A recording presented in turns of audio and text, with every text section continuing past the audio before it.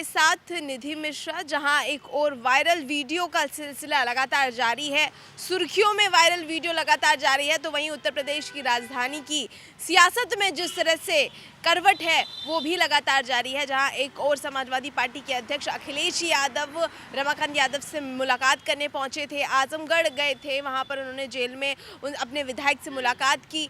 मुलाकात करने के बाद जो सियासी घटनाक्रम है, बयानबाजियों का सिलसिला है, वो लगातार चालू है। जिस तरह से हर पार्टी, हर व्यक्ति अपनी अपनी प्रतिक्रिया दे रहा है कि जिस तरह से उन्होंने मुलाकात की, आज़म खान से मुलाकात नहीं की, मुस्लिम नेताओं से मुलाकात नहीं की, इस तरह का समावेश बनाने की जो कोशिश है वो की जा रही है। और इन सब के बीच जहां एक और बसपा सुप्रीमो मायावती का ट्वीट भी आ गया है। जी हाँ, क्योंकि सोशल मीडिया में जिस तरह विपक्ष लगातार ट्विटर के जरिए हमलावर है, वहीं पर बसपा की सुप्रीमो मायावती ने किसी और पे नहीं बल्कि अखिलेश यादव पर तंज कस दिया है। इसी मुद्दे पर तंज कस दिया है। मुलाकात का जो सिलसिला है उसे लेकर अखिलेश यादव से कहा है कि भाई देखिए, ये जो मुस्लिम जो उनके नेता हैं, मतलब मुस्लिम विधायक जो कि जेल में बंद हैं, उनसे मुलाकात करने तो नहीं पहुंचते हैं। ऐसे में यादव वोटों को सरकाने की कोशिश, इस तरह के जो इशारे हैं वो दिए हैं मायावती ने। और इसके साथ साथ जहां माहौल जब गरमाया हुआ होता है तो मायावती अक्सर लगातार हमेशा से देखा जा रहा है कि वो थोड़ी शांत नज़र आती हैं, लेकिन जब से विधानसभा चुनाव 2022 का जो परिणाम हमने देखा, वहां से जो एक्टिवेशन शुरू हुई है, मायावती एकदम से एक्टिव हो गई हैं, ट्विटर पर लगातार अपनी बातों को रख रही हैं। और उसके साथ साथ समाजवादी पार्टी अध्यक्ष पर कटाक्ष करने के साथ साथ उन्होंने जिस तरह से बयानबाजियों का सिलसिला भी लगातार पूरे देश में देखा जा रहा है, जहां एक और टी राजा का बयान तेलंगाना से शुरू हुआ है क्योंकि उन्होंने विवादित बयान दिया था। नुपुर शर्मा का बयान अभी तक जिस तरह से नुपुर शर्मा के बयान से जो पूरे देश में जो गर्माहट फैली थी, जो हिंसा, आगजनी, तोड़फोड़, इस तरह की घटना हम सभी ने देखी थी, वो अभी तक शांत भी नहीं हुआ था कि एक और बयान सामने आ गया है। ऐसा कहने वाली कोई और नहीं बल्कि बसपा सुप्रीमो मायावती ही हैं। उन्होंने ट्विटर के जरिए ये कहा है कि ये घोर निंदनीय है जिस तरह से भारतीय जनता पार्टी के नेता अपनी जवान पर कंट्रोल और कई तरह की बातें कही हैं उन्होंने। इस तरह के बयानबाजी भारतीय जनता पार्टी के नेताओं की तरफ से घोर निंदनीय है। ये जवाब दिया है किसी और ने नहीं बल्कि बसपा सुप्रीमो मायावती ने। अब आपको एक और वीडियो दिखाते हैं, वो वीडियो किसी और का नहीं बल्कि उत्तर प्रदेश के मुख्यमंत्री योगी आदित्यनाथ का है। जी हाँ, लगातार 2.0 में योगी आदित्यनाथ अपनी कार्यशैली को लेकर हमेशा से ही सुर्खियों में रहे हैं। जिस तरह से उनका काम करने का तरीका है वो हमेशा से ही अलग रहा है, फिर चाहे वो सस्पेंशन ऑर्डर हो, फिर चाहे वो ठोस कार्रवाई करने की बात हो, या सीबीआई, ईडी में जिस तरह से वो हमेशा से ही अपनी सख्त कार्रवाई को लेकर हमेशा से ही सुर्खियों में रहते हैं, आगे रहते हैं, उसे लेकर हो। तो मुख्यमंत्री योगी आदित्यनाथ ने एक कार्यक्रम में नई पीढ़ी की जो समस्याएं हैं, नई पीढ़ी को सबसे ज़्यादा परेशानी किससे होती है, क्या कुछ कहा है, किस तरह से कहा है उत्तर प्रदेश के मुख्यमंत्री योगी आदित्यनाथ ने युवाओं के लिए, आने वाली नई पीढ़ी के लिए और उसके भविष्य के लिए, सुनवा देते हैं।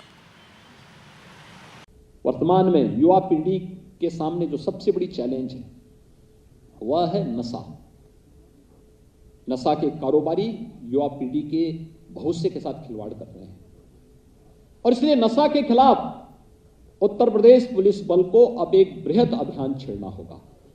नशा का कारोबारी कोई भी हो, अगर वह अवैध और अनैतिक तरीके से युवा पीढ़ी को बर्बाद करने के लिए अपनी अनैतिक गतिविधियों को संचालित कर रहा है, हमें उसके खिलाफ कानून के शिकंजे में उसे कैद करते हुए उसको जितनी सख्ती के साथ उनके मंसूबों को ध्वस्त करना होगा, हमें उतनी सख्ती के साथ उसके खिलाफ अपने अभियान को आगे बढ़ाना होगा। और जिससे चाहे वह ड्रग के कारोबारी हो, जहरीली शराब के कारोबारी हो, या कोई भी इस प्रकार के अनैतिक और अवैध गतिविधि में लिप्त जो अपनी पूरी युवा पीढ़ी के खिलाफ एक षड्यंत्र कर रहे हो, यह अपने आप में एक राष्ट्रीय अपराध है। उस अपराध और ऐसे अपराधियों के खिलाफ हमारी एक नई मुहिम प्रारंभ हुई है और इस मुहिम में उत्तर प्रदेश पुलिस बल को पूरी मजबूती के साथ आगे बढ़कर के कार्य करना होगा, क्योंकि यह देश को बचाने की एक मुहिम होगी। आज हमारी सबसे बड़ी ताकत देश के अंदर हमारा यूथ है। सबसे बड़ी आबादी यूपी में निवास करती है और हम गर्व के साथ कहते हैं कि हमारे पास देश का सबसे अच्छा यूथ है, सबसे जुझारू यूथ है।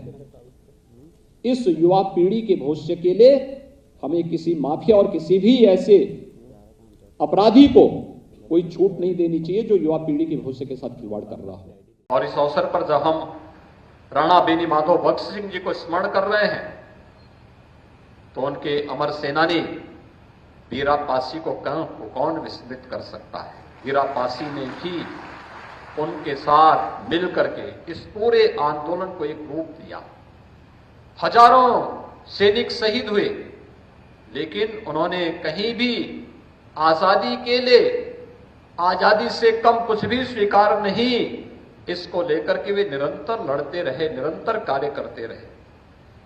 1857 में प्रथम स्वतंत्र समर से जो आजादी की चिंगारी फूटी थी वो निरंतर चलती रही।